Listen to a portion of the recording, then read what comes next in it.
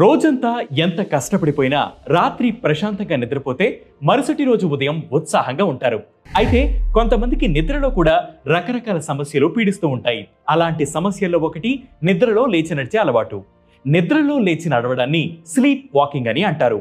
నిద్రను డిస్టర్బ్ చేసే మందులు వాడినప్పుడు జన్యుపరమైన లేదా ఆరోగ్య సమస్యల వల్ల ఈ సమస్య వస్తుంది. పగటిపూట ఒత్తిడి ఎక్కువైనప్పుడు కూడా నిద్రలో నుంచి లేచి నడిచే అవకాశం ఉంటుంది. ఆందోళన, విచారం, పోస్ట్ ట్రోమాటిక్ స్ట్రెస్ డిజార్డర్తో సహా మానసిక సమస్యలతో బాధపడేవారు కూడా నిద్రలో లేచి నడుస్తారు. స్లీప్ వాకింగ్ అనేది పిల్లలు, పెద్దలు ఇద్దరిలోనూ ఉంటుంది. పిల్లల్లో ముఖ్యంగా 4 నుంచి 8 ఏళ్ల మధ్య వయసు ఉన్నవారిలో ఈ వ్యాధి కనిపిస్తుంది.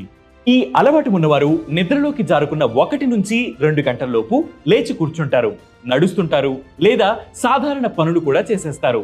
ఆ సమయంలో వారు కళ్ళు తెరిచి ఉన్నా వారు గాఢ నిద్రలోనే ఉంటారట. ఉదయం లేచిన తర్వాత వారికి ఇవన్నీ గుర్తుండవు. ఈ సమస్య నుంచి బయటపడాలంటే కెఫిన్ ఎక్కువగా తీసుకోకూడదు. శ్వాసకు సంబంధించిన వ్యాయామాలు చేయాలి.